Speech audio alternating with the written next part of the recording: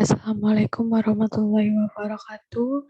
Om Swastiastu, Namo Buddhaya, salam kebajikan, salam sejahtera, salam Pancasila. Perkenalkan, nama saya Elena Merdekawati Dwi Haris dari kelas Matematika 2021E dengan NIM 210302145052 dari Prodi S1 Matematika, jurusan Matematika Universitas Negeri Surabaya. Di kesempatan kali ini saya akan menjelaskan tentang materi Pancasila dalam konteks ketatanegaraan Indonesia.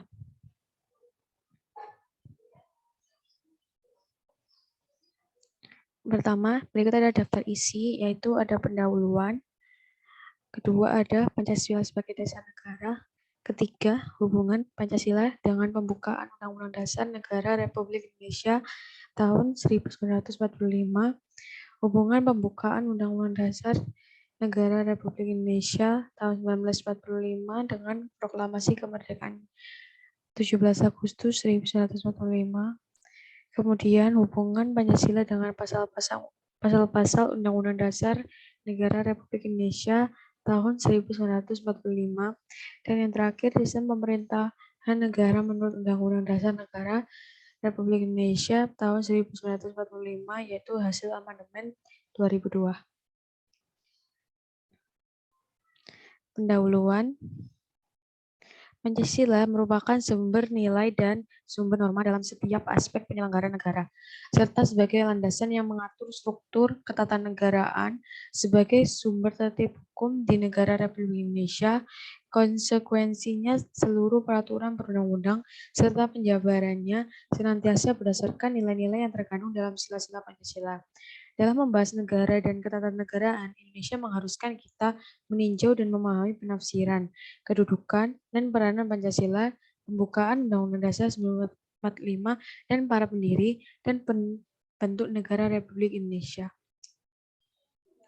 Negara Indonesia adalah negara demokrasi yang berdasarkan atas hukum. Oleh karena itu, segala aspek dalam pelaksanaan dan penyelenggaraan negara diatur dalam suatu peraturan perundang-undang. Pembagian kekuasaan lembaga-lembaga tertinggi negara, hak dan kewajiban warga negara, keadilan sosial, dan lainnya diatur dalam suatu undang-undang dasar Indonesia. Namun, jika dalam suatu pemerintahan terdapat banyak penyimpangan dan kesalahan yang merugikan bangsa Indonesia, itu akan membuat sistem ketatanegaraan Indonesia berantakan, dan begitu pun dengan bangsanya sendiri. Pancasila sebagai dasar negara. Secara etimologis, istilah dasar negara maknanya sama dengan ground norm atau norma dasar, research atau cita hukum, state side, cita negara, filosofis, ground slang, dasar filsafat negara. Menurut tim MKWU Pendidikan Pancasila UNESA tahun 2017 halaman 156. Dasar negara merupakan suatu norma dasar dalam penyelenggaraan bernegara yang menjadi sumber dari segala sumber hukum sekaligus menjadi cita-cita hukum atau right side, baik tertulis maupun tidak tertulis dalam suatu negara. Demikian pula bangsa Indonesia sejak tanggal 18 Agustus 1945 telah menetapkan Pancasila sebagai Weltanschauung atas dasar negara bagi negara bangsanya. Hal ini terbukti dengan adanya sila-sila yang termaktub dalam pembukaan Undang-Undang Dasar 1945 pada alinea ke-4 yang menyebutkan negara Republik Indonesia yang berdaulat dan rakyat berdasarkan kepada ketuhanan yang Maha Esa, kemanusiaan yang adil dan beradab, persatuan Indonesia, kerakyatan yang dipimpin oleh hikmat kebijaksanaan dalam permusyawaratan perwakilan, serta keadilan sosial bagi seluruh rakyat Indonesia. Kedudukan Pancasila sebagai dasar negara bagi bangsa Indonesia dapat digambarkan sebagai berikut. Yang pertama, Pancasila berada di atas sendiri. Kemudian di bawah Pancasila ada Undang-Undang Dasar 1945, ada Badan Tubuh Undang-Undang Dasar 1945, ada TAP MPR, kemudian undang-undang, dan kemudian peraturan pemerintah, dan terakhir peraturan daerah. Alasan Pancasila sebagai sumber sebagai dasar negara, yang pertama, Pancasila digali dari adat dan budaya bangsa Indonesia. Kedua, Pancasila memiliki potensi menampung kondisi dan sifat pluralistik bangsa. Yang ketiga, Pancasila menjamin kebebasan warga negara untuk beribadah menurut agama dan keyakinannya. Dan keempat, Pancasila memberikan landasan bagi bangsa Indonesia dalam mengantisipasi ancaman, tantangan, hambatan, dan gangguan dalam hidup bermasyarakat, berbangsa, dan bernegara. Kelima, Pancasila memiliki potensi menjamin keutuhan NKRI. Keenam, Pancasila menjamin terwujudnya masyarakat yang adil dan makmur. Dan ketujuh, Pancasila memberikan jaminan terselenggaranya demokrasi dan hak asasi manusia sesuai dengan adat dan budaya bangsa. Makna Pancasila sebagai dasar negara. Yang pertama, Pancasila sebagai fondasi bagi pembentukan negara. Kedua, Pancasila sebagai cita negara dan cita hukum yang berkembang menjadi stats fundamental norm, bersifat konstitutif dan regulatif. Tiga, Pancasila sebagai sumber dari segala sumber hukum. Keempat, Pancasila menjiwai Undang-Undang Dasar Negara Republik Indonesia tahun 1945 dalam mengatur penyelenggaraan negara, serta menata kehidupan warga negara dalam bermasyarakat, berbangsa, dan bernegara. Kemudian, hubungan Pancasila dengan pembukaan Undang-Undang Dasar Negara Republik Indonesia atau UUD RRI tahun 1945. Yang pertama, hubungan antara Pancasila dan pembukaan Undang-Undang Dasar tahun 1945 bersifat imbal balik. Hubungan tersebut bersifat formal dan material. Menurut tim MKWU Pendidikan Pancasila UNESA tahun 2017 halaman 171.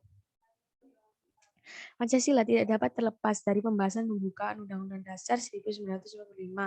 Hal ini dikarenakan dalam pembukaan Undang-Undang Dasar 1945 terdapat rumusan Pancasila secara formal, diakui sejak ditetapkan oleh pembentukan negara pada tanggal 18 Agustus 1945.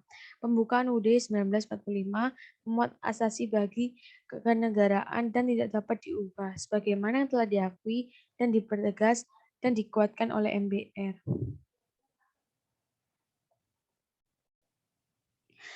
Bahwa rumusan Pancasila sebagai dasar Republik Indonesia adalah seperti yang tercantum dalam pembukaan Undang-Undang Dasar 1945 alinea keempat. Kedua, bahwa pembukaan Undang-Undang Dasar 1945 berdasarkan pengertian ilmiah merupakan pokok kaidah negara yang fundamental dan terdapat tertib hukum Indonesia mempunyai dua macam kedudukannya, yaitu sebagai dasarnya. Karena pembukaan Undang-Undang Dasar 1945 itulah yang memberikan faktor-faktor mutlak bagi adanya tertib hukum di Indonesia. Kedua, memasukkan dirinya di dalam tertib hukum sebagai tertib hukum tertinggi. Terdapat 4 pokok pikiran dalam pembukaan Undang-Undang Dasar 1945.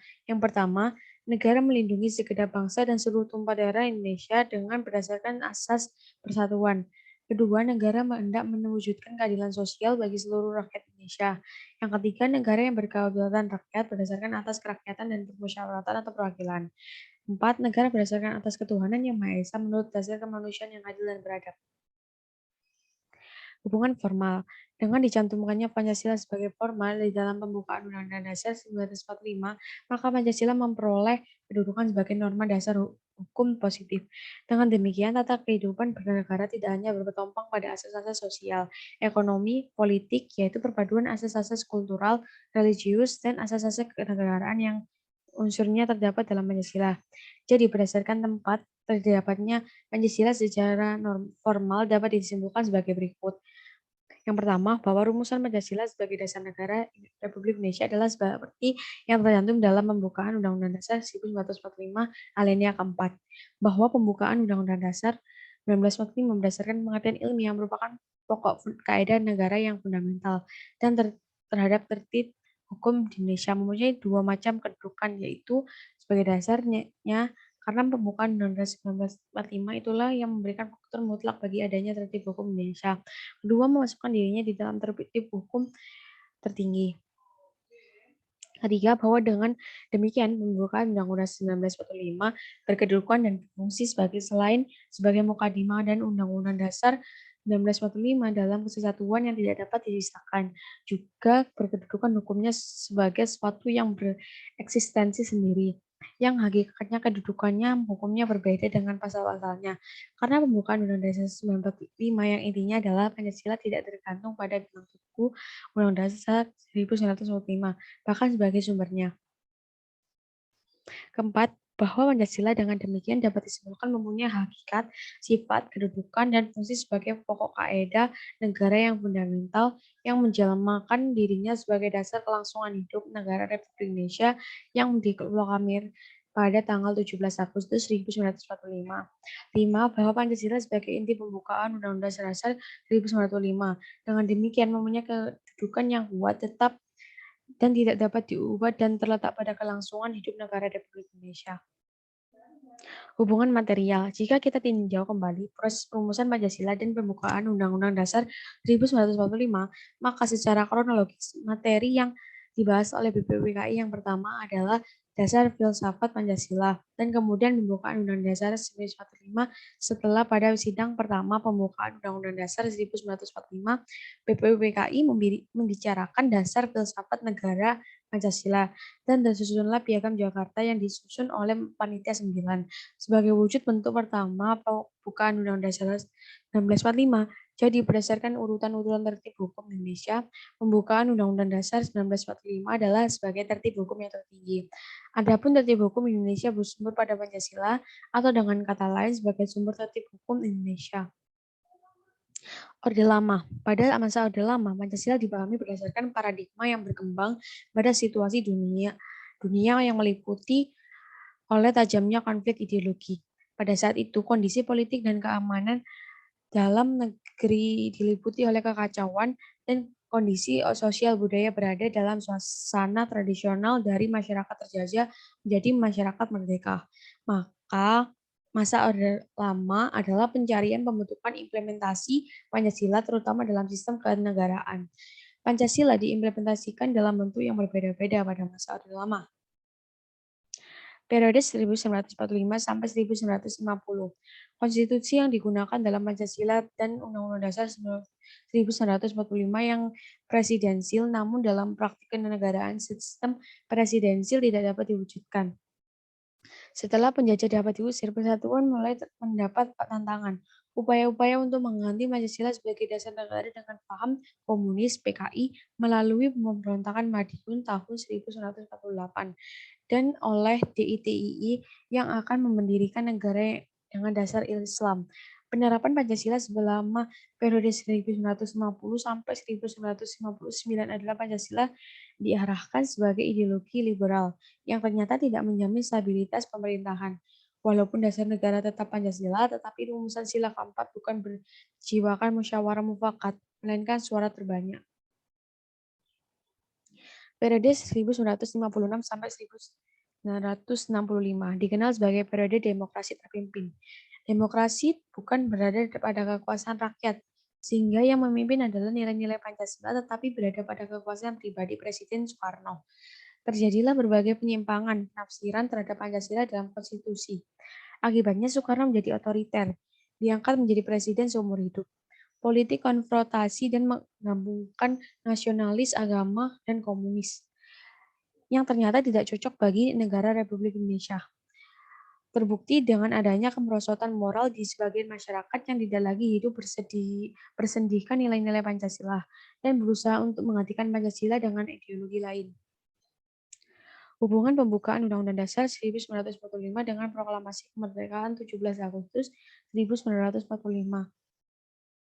Isi alinea ketiga dan keempat. Pembukaan Undang-Undang Dasar Negara Republik Indonesia tahun 1945 menjelaskan tentang proses pelaksanaan proklamasi pada tanggal 17 Agustus 1945 untuk menegakkan hak kodrat dan hak moral setiap bangsa terhadap kesempatan memerdekakan diri dari tekanan bangsa lain. Menurut tim MKBU, Pendidikan Pancasila UNESA tahun 2017, halaman 177.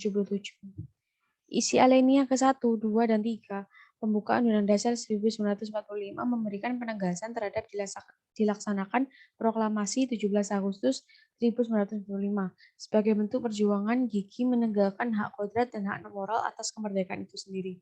Menurut tim MKBU Pendidikan Pancasila UNESA tahun 2017, halaman 177.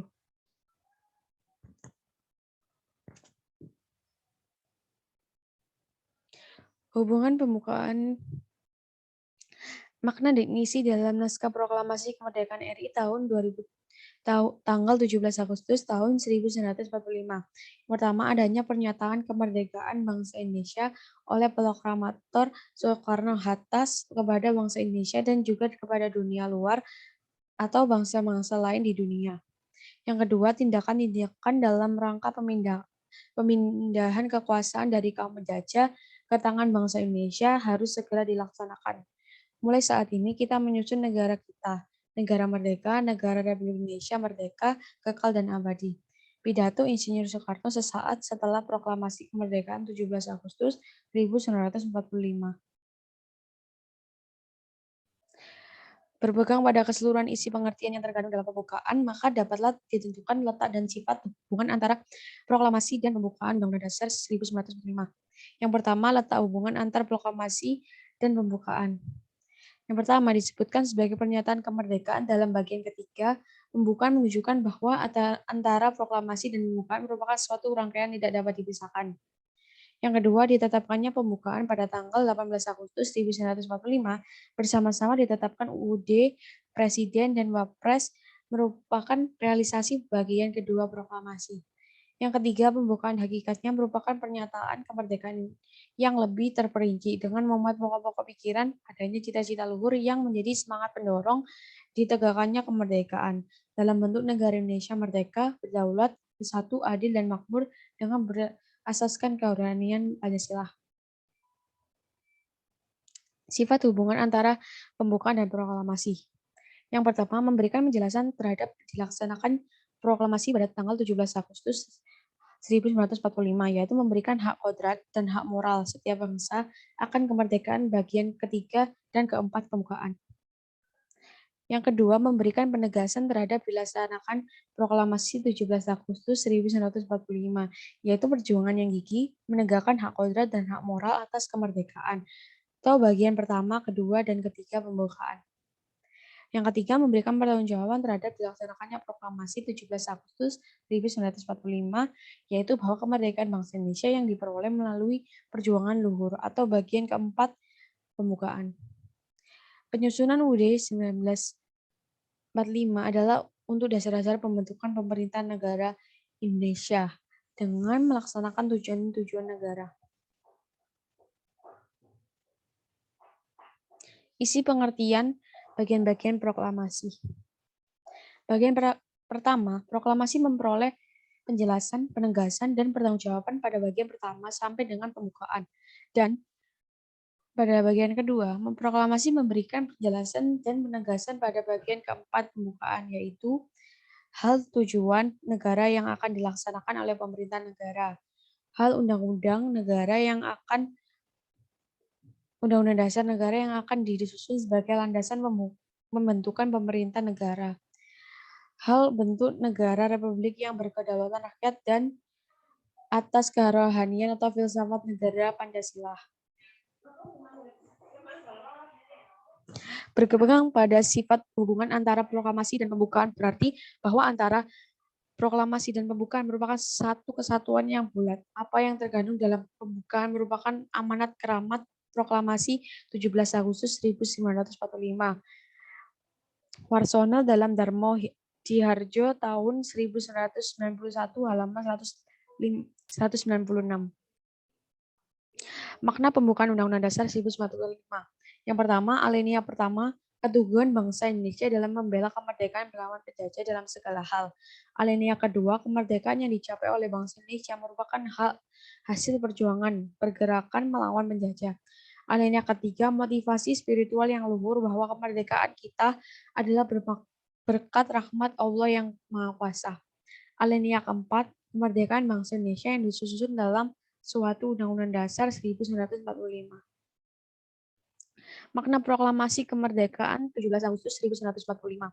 Proklamasi kemerdekaan yang dikumandangkan oleh Soekarno-Hatta memiliki makna bahwa bangsa Indonesia telah menyatakan kepada dunia luar maupun kepada bangsa Indonesia sendiri bahwa sejak saat itu bangsa Indonesia telah merdeka. Makna Proklamasi Kemerdekaan 17 Agustus 1945. Merdeka dalam bidang politik, merdeka dalam ekonomi, merdeka dalam bidang kebudayaan.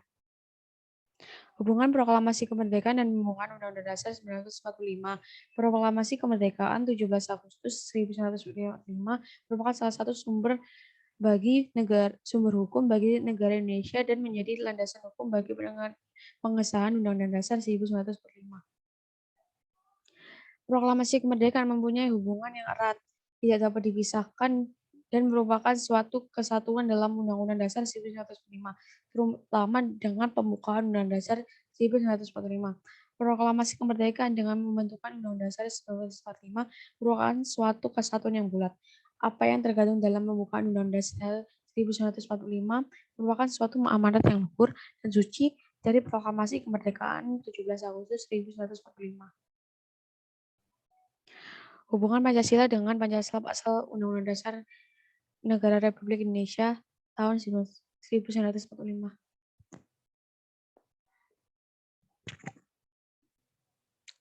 Undang-Undang Dasar 1945 terdiri dari rangkaian pasal-pasal yang merupakan perwujudan dari pokok-pokok pikiran yang terkandung dalam pembukaan Undang-Undang Dasar Negara Republik Indonesia tahun 1945, yaitu Persatuan Indonesia, keadilan sosial, kedaulatan rakyat berdasarkan atas kerakyatan dan musyawaratan perwakilan, dan ketuhanan yang Maha Esa menurut dasar kemanusiaan yang adil dan beradab. Yang tidak lain adalah sila-sila dari Pancasila. Tim MKWU Pendidikan Pancasila UNESA tahun 2017 halaman 181 sampai 182. Pembukaan Undang-Undang Dasar 1945 mengandung pokok-pokok pikiran yang meliputi suasana kebatinan, cita-cita hukum, dan cita-cita moral bangsa Indonesia.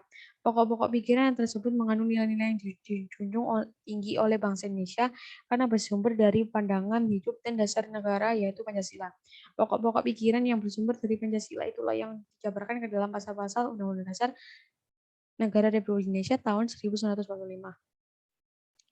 Pasal-pasal Undang-Undang Dasar 1945 adalah perjabaran dari pokok-pokok pikiran yang ada dalam pembukaan Undang-Undang Dasar 1945. Sila pertama, dijabarkan dalam pasal 29 UUD 1945, pasal 28E, atau UUD 1945 amandemen.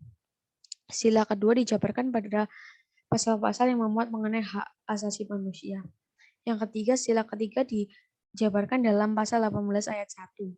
Pasal 35, pasal 36 UUD Negara Republik Indonesia 1945.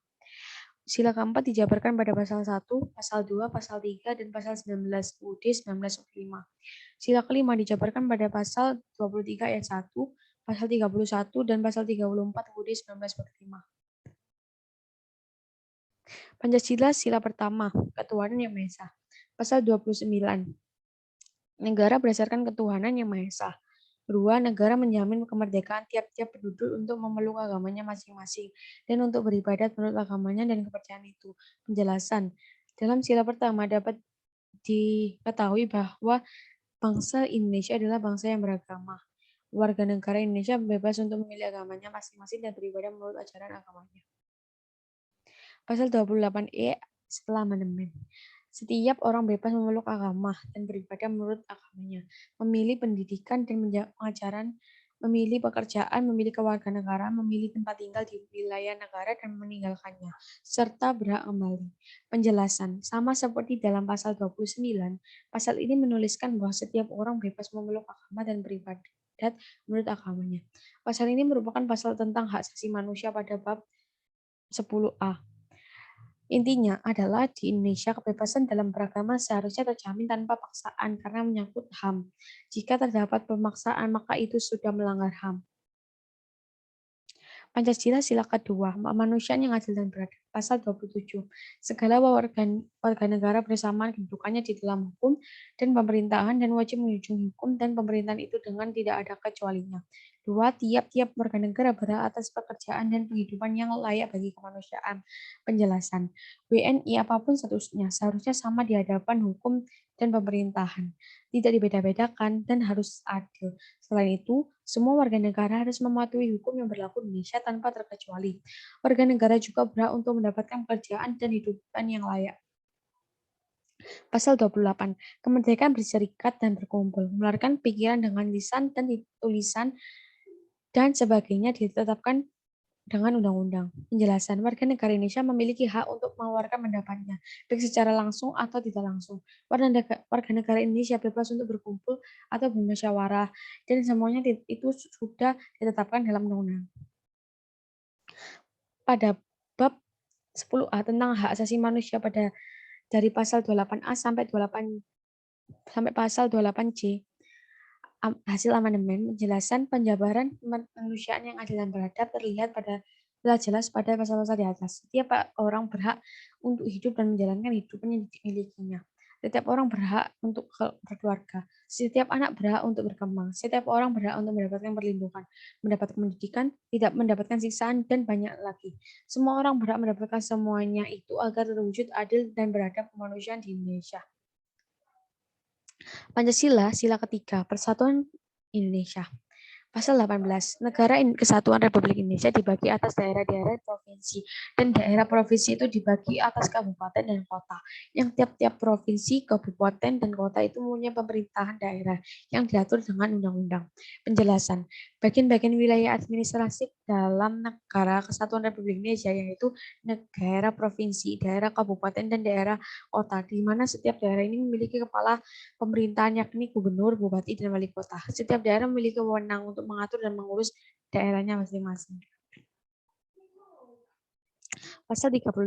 Bendera negara Indonesia ialah sang merah putih. Penjelasan. Bendera Indonesia hanya satu, yaitu merah putih. Di semua daerah di Indonesia, semua bendera negara sama, yaitu merah putih. Jika bukan, maka itu bukan bendera negara Indonesia. Pasal 36. Bahasa negara ialah bahasa Indonesia. Penjelasan. Bahasa daerah di Indonesia ada banyak, sehingga untuk berkomunikasi dengan orang dari daerah lain cukup sulit. Untuk itu, bahasa Indonesia adalah bahasa nomor satu yang mempersatukan semua rakyat di Indonesia. Pancasila sila keempat, kerakyatan yang dipimpin oleh hikmat kebijaksanaan dan permusyawaratan perwakilan. Pasal 1. Negara Indonesia ialah negara kesatuan yang berbentuk republik. 2. Kedaulatan berada di tangan rakyat dilaksanakan menurut Undang-Undang Dasar. Ketiga, negara Indonesia adalah negara hukum. Penjelasan, kedaulatan berada di tangan rakyat dan segala bentuk musyawarah rakyat dipimpin oleh MPR. Pasal 2. 1. Majelis Permusyawaratan Rakyat terdiri atas anggota Dewan Perwakilan Rakyat dan anggota Dewan Perwakilan Daerah yang dipilih melalui pemilihan umum dan diatur oleh lebih lanjut dengan undang-undang. Majelis Permusyawaratan Rakyat bersidang sedikitnya sekali dalam 5 tahun di ibu kota negara. 3. Segala putusan Majelis Permusyawaratan Rakyat ditetapkan dengan suara yang terbanyak. Penjelasan, MPR, DPR, dan DPD adalah anggota-anggota dipilih melalui pemilu dan diatur dengan undang-undang. Sedang segala keputusan MPR ditetapkan melalui suara terbanyak. Pasal 3. 1. Majelis Permusyawaratan Rakyat berwenang mengubah dan menetapkan Undang-Undang Dasar. 2. Majelis Permusyawaratan Rakyat melantik Presiden dan Wakil Presiden. Ketiga, Majelis Permusyawaratan Rakyat hanya dapat memberhentikan Presiden atau Wakil Presiden dalam menyelesaikan jabatannya menurut Undang-Undang Dasar 1945. Penjelasan segala peraturan yang ada di pasal 3 harus dilaksanakan oleh MPR. Pasal 19. Anggota Dewan Perwakilan Rakyat dipilih melalui pemilihan umum. Susunan Dewan Perwakilan Rakyat diatur dengan undang-undang. 3. Dewan Perwakilan Rakyat bersidang sedikitnya sekali dalam setahun. Penjelasan adanya ketentuan bahwa anggota DPR dipilih melalui pemilihan umum dimaksud untuk mewujudkan asas kedaulatan rakyat yang secara implisit menjiwai pembukaan Undang-Undang Dasar Negara Republik Indonesia tahun 1945 dengan ketentuan bahwa seluruh anggota DPR dipilih oleh rakyat melalui pemilu. Hal itu sesuai dengan paham demokrasi perwakilan yang mendasarkan keberadaannya pada prinsip perwakilan atas dasar pemilihan. Pancasila sila kelima, keadilan sosial bagi seluruh rakyat Indonesia.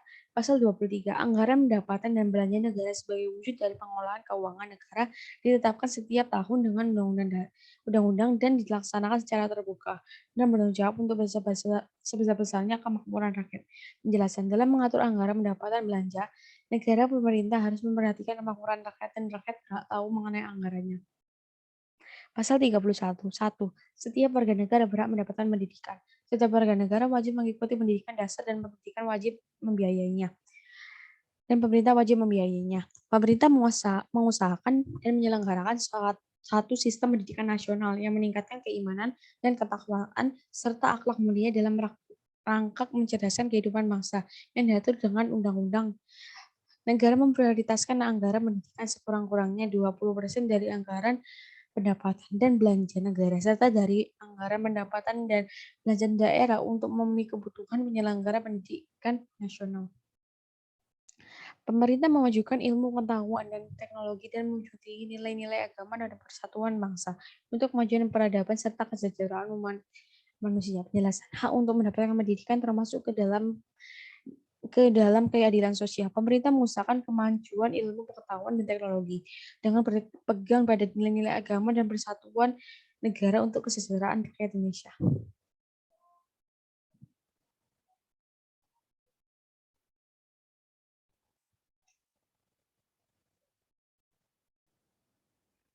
Pasal 34. Fakir miskin dan anak-anaknya terlantar dipelihara oleh negara.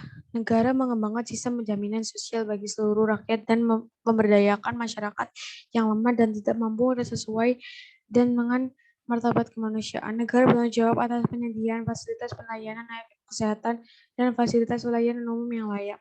Ketentuan lebih lanjut mengenai pelaksanaan pasal ini diatur dalam undang-undang. Penjelasan anak terlantar dan fakir miskin juga harus terjamin kehidupannya. Negara membuat sistem jaminan sosial seperti jaminan kesehatan untuk yang tidak mampu.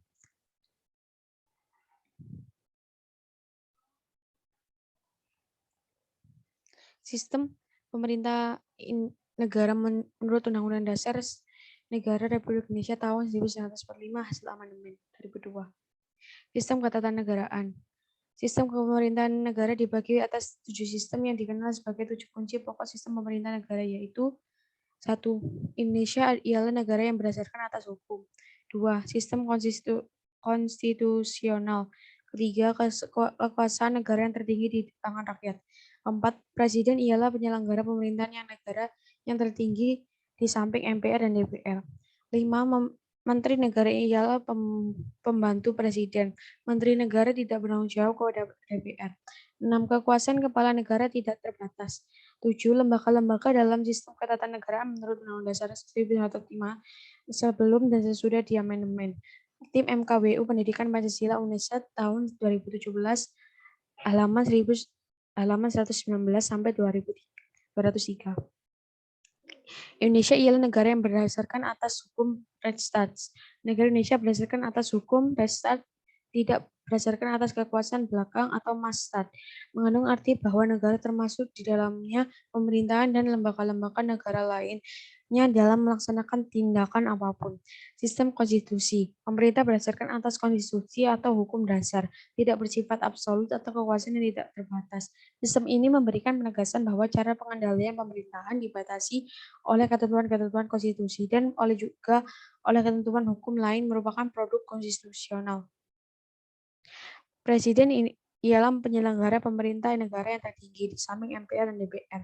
Berdasarkan Undang-Undang Dasar 1945, hasil amandemen 2002, Presiden penyelenggara pemerintah tertinggi di samping MPR dan DPR karena Presiden dipilih oleh rakyat langsung oleh rakyat. Undang-Undang Dasar 1945 pasal 6A ayat 1. Jadi menurut Undang-Undang Dasar 1945 ini Presiden tidak lagi merupakan mandataris MPR, melainkan dipilih oleh rakyat.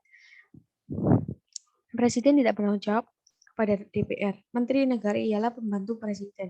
Menteri negara tidak bertanggung jawab pada DPR. Presiden dalam melaksanakan tugas dibantu oleh menteri-menteri negara pasal 17 ayat 1 hasil amandemen. Kekuasaan kepala negara tidak terbatas, meskipun kepala negara tidak bertanggung jawab kepada DPR.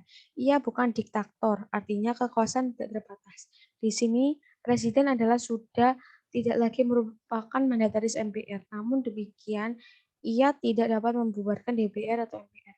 Negara Indonesia adalah negara hukum. Negara hukum berdasarkan Pancasila, bukan berdasarkan kekuasaan. Sistem pemerintah negara menurut Undang-Undang Dasar 1945 hasil amandemen 2002. Sistem pemerintah negara Indonesia sebelum amandemen dijelaskan secara terperinci dan sistematis dalam Undang UUD 1945. Sistem pemerintah negara Indonesia ini dibagi atas 7, yaitu sistematis merupakan perjawatan kedaulatan rakyat. Oleh karena itu, sistem pemerintah ini dikenal dengan 7 kunci pokok sistem pemerintah negara. Sistem pemerintah negara menurut Undang-Undang Dasar 1945 setelah amandemen dijelaskan sebagai berikut.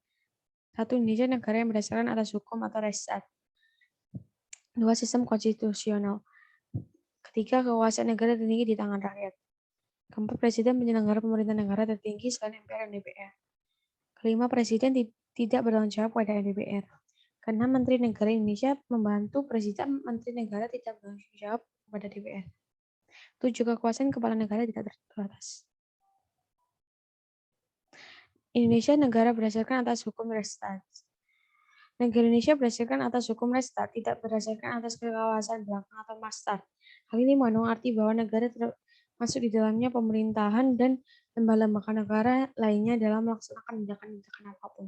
Hal harus dilandasi oleh peraturan hukum atau harus dapat dipertanggungjawabkan secara hukum. Hukum konstitusional. Pemerintah berdasarkan atas sistem konstitusi atau hukum dasar, tidak bersifat absolut atau kekuasaan yang tidak terbatas.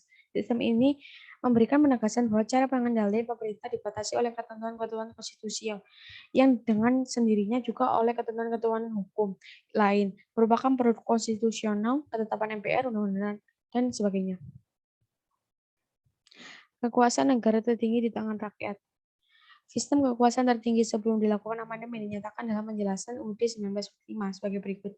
Kedaulatan rakyat dipegang oleh suatu badan bernama MPR sebagai penjelmaan seluruh rakyat Indonesia. Venturmatan des Willens des Staatsvolks. Namun, menurut UUD 1945, hasil amandemen 2002, kekuasaan tertinggi di tangan rakyat dan dilaksanakan menurut Undang-Undang Dasar Pasal 1 ayat 2. MPR menurut Undang-Undang Dasar 1945 hasil amandemen 2002 hanya memiliki kekuasaan melakukan perubahan UUD, melantik presiden dan wapres, serta menghentikan presiden atau wapres sesuai masa jabatan atau jikalau melanggar suatu konstitusi. 4. Presiden penyelenggara pemerintahan negara tertinggi selain MPR dan DPR. Kekuasaan presiden menurut UUD 1945 sebelum dilakukan amandemen, presiden ialah penyelenggara pemerintahan negara yang tertinggi. Berdasarkan UUD 1945, hasil amandemen 2002, presiden merupakan penyelenggara pemerintahan tertinggi di samping MPR dan DPR. Karena presiden dipilih oleh rakyat, UUD 1945 pasal 6A ayat 1. 5. Presiden tidak bertanggung jawab pada DPR. Sistem ini menurut UUD 1945 sebelum amandemen dijelaskan dalam penjelasan UUD 1945. Namun dalam UUD 1945 hasil amandemen 2002 juga memiliki isi yang sama, yaitu presiden harus bekerja sama dengan dewan, akan tetapi presiden tidak bertanggung jawab pada dewan. Artinya kedudukan presiden tidak bertanggung pada dewan. 6. Menteri negara ialah pembantu presiden. Menteri negara tidak bertanggung jawab pada DPR. Sistem ini dijelaskan pada dalam UUD 1945 hasil amandemen 2002 maupun dalam penjelasan UUD 1945 sebagai berikut. Presiden dalam melaksanakan tugas pemerintahnya dibantu oleh Menteri-Menteri Negara. Pasal 217 ayat 1 UUD 1945 hasil amandemen. Menteri-Menteri negara itu tidak bertanggung jawab kepada Dewan Perwakilan Rakyat. Kedudukannya tidak tergantung kepada Dewan Perwakilan Rakyat. 7. Kekuasaan kepala negara tidak terbatas. Sistem ini dinyatakan secara tidak eksplisit dalam UUD 1945 hasil amandemen 2002. Dalam sistem kekuasaan kelembagaan negara, presiden lagi merupakan mandataris MPR, bahkan sejajar dengan DPR dan MPR. Hanya jikalau presiden melanggar UU maupun UUD, maka MPR dapat melakukan impeachment. Meskipun kepala negara tidak bertanggung jawab pada DPR, ia bukan diktator, artinya kekuasaan tidak terbatas. Ia bukan mandataris MPR, namun ia tidak dapat membubarkan DPR maupun MPR, kecuali itu ia harus memberhentikan sungguh-sungguh suara DPR.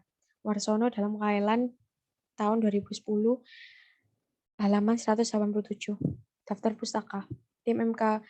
Tim Pendidikan Pancasila UNESA tahun 2017, Pendidikan Pancasila cetakan 7, penerbit UNESA University Press, anggota IKP ISBN 978-979-028-627-6 Surabaya.